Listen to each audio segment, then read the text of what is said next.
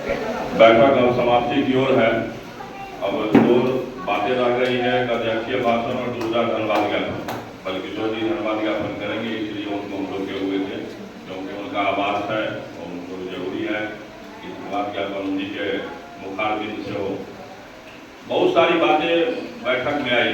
मुख्य रूप से दो बातें उभर करके सामने आई कि एक ही 10 अगस्त को पटना में जो कार्यक्रम है वो कार्यक्रम की बातें, और दूसरी बात यह आई कि किस तरह से अंगदान दान के प्रति लोग आज निष्क्रिय हैं। ये दो बातें आई। इस दोनों बातों के लिए हम लोग आज इस बैठक में निर्णय लें कि इस दोनों के लिए हम लोग संकल्पित होकर के एक विशेष रूप से इसके लिए जागरूकता अभियान चलाएं।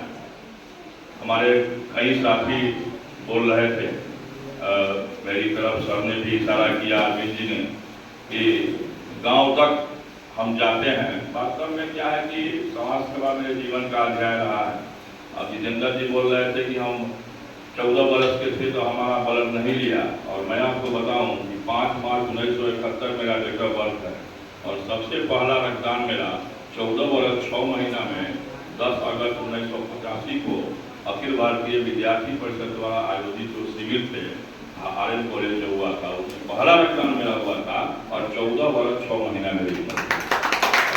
आज भी याद है, में जिला मंत्री हुआ करते थे, तो मेरा ये कारवा रक्तदान का बढ़ते गया, और हम भाग्यशाली हैं कि समस्तीपुर में अगर रक्तदान के क्षेत्र में सबसे ज़्यादा रक्तदान करने वाला कोई व्यक्ति है तो 54 बार मैंने रक्तदान किया। अभी तक नंबर 1 नंबर में अभी चल रहे हैं। तो ये बातें हैं, कहीं की दिक्कत नहीं हुई। और जीवन में मैंने ये संकल्प लिया है कि कम से कम 101 बार रक्तदान मैं करूँगा अपने जीवन में, और इसलिए अब थोड़ा निरंतरता बढ़ती जा रही है। अब लगातार 3 महीना पे करते जा रहे हैं। पिछले 14 जून 2025 को मैंने रक्तदान किया है एम्बुलेंस बैंक में, और अगला रक्तदान मेरा अयोध्या में होने वाला है। वो 3 महीना 20 दिन पूरेगा और मेरा रक्तदान हो जाएगा। तो इसको थोड़ा कंटिन्यू करना है। आज की बैठक वास्तव में ऐसे लोगों की बैठक है कि रविंदर जी कह रहे थे कि बहुत सारे ऑर्गेनाइजेशन को जुटाना है। अच्छी बात है, ऑर्गेनाइजेशन को जुटाना है, ऑर्गेनाइजेशन के लोगों से बातचीत करनी है, ये बुरी बातें नहीं है। लेकिन मेरा ऐसा मानना है कि काम करने वाले की संख्या बड़ा कम होती है और मोटिवेशन बड़ा कम लोगों से होता है। मैं एक उदाहरण आपको दूं कि विवेकानंद जी एक बार कलकत्ता के अंदर में भाषण दे रहे थे, और उस भाषण में 50-60 की संख्या में लोग उपस्थित हुए। किसी ने विवेकानंद जी से पूछ दिया पत्रकार ने कि विवेकानंद जी आपके भाषण में तो ये 50-60 लोग पहुंचे हैं, आप शिकागो से भाषण देके आए हैं, सर्वधर्म संभव अमेरिका। तो विवेकानंद जी ने कहा कि ये जो 50-60 लोग बैठे हुए हैं, सैकड़ों की संख्या में लोग, यही करियर और अरियर नौजवान है जो पूरे देश को बदलने की क्षमता रखते हैं। हमको मरियर और सरियर नौजवान नहीं चाहिए, हमको यही करियर और अरियर नौजवान चाहिए। इसको लेकर के पूरा कलकत्ता क्या हम पूरे देश विश्व को बदलने की क्षमता है। तो ये बातें विवेकानंद जी का रोजगार है, मेरी बातें नहीं। तो इस तरह से जितने हम यहाँ पे बैठे हुए हैं, सब लोग अपने अपने क्षेत्र में महारत हासिल किए हुए लोग हैं।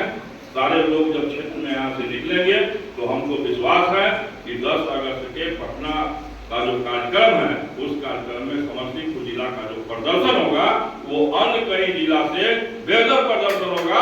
हम लोग यहाँ से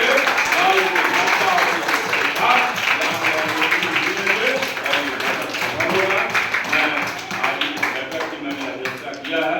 मैं आज ये घोषणा करता हूँ खुले बैठक के मन से कि मैं रक्तदान तो कर ही रहा हूँ, नेत्रदान भी मैं कर चुका हूँ। आज मैं अंगदान करने की घोषणा करता हूँ कि मैं भी अंगदान करूँगा। और मैं भी बहुत जमा करने का है, और परिवार के 2 सदस्यों का है। वो परिवार के 2 सदस्य भी, हमको ये विश्वास है कि परिवार के 2 सदस्य हस्ताक्षर कर देंगे हमारी बात पर, क्योंकि उनको ये भरोसा है कि हम कोई गलत काम नहीं करते हैं। तो 2 लोगों से करा के हम जितेंद्र जी को जमा कर देंगे। अगर संभव होगा तो 10 अगस्त को घोषणा हो जाएगा हमारे अंगदान का। लेकिन कोई ऐसी बात नहीं है, मरने के बाद तो आत्मा चली जाती है, और हमारा शास्त्र भी कहता है कि आत्मा अजर अमर है। तो इस शरीर का अगर से अगर दूसरे को लाभ हो जाए तो ये तो और बड़ी पुण्य की बात है।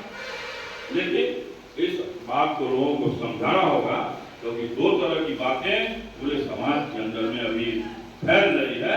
एक धार्मिक परंपरा के अनुसार ये बातें हैं कि नहीं मीट लाश है, तो उसको हम किसी भी तरह का क्षति नहीं होने दे, इसके कारण बहुत सारे दुष्परिणाम भी होते हैं। कोई घटना घट जाती है तो लोग पोस्टमार्टम भी नहीं कराना चाहते। दूसरी बात एक और बात है जिसको हम खुले मन से कहना चाहते हैं, क्योंकि ये हमारी अपनी मीटिंग है, कि अधिकांश लोग जो शिक्षित समुदाय के लोग हैं वो एक भ्रम फैलाते हैं कि आपका जो अंग का लिया हुआ जो भी अंग है उसको लोग बेच देते हैं। ये भी बातें समाज में फैलती है। मैं नाम नहीं कहना चाहूँगा। अभी तक मैं आ रहा था तो कहा कि लोग अच्छे लोगों ने पूछा, भाई वो चिकित्सा से जुड़े हुए हैं कि भाई कहाँ जा रहा अंगदान, अरे अंगदान के बाद तो ऐसे होता है उनके सामान को बेच दिया जाए। तो ये भी लोगों के बीच में उनको कहने की आवश्यकता है। जैसे रक्तदान के बारे में भी चर्चाएं होती है कि भाई लोग रक्त बेच देते हैं, तो उनको समझाने की जरूरत है और इसके लिए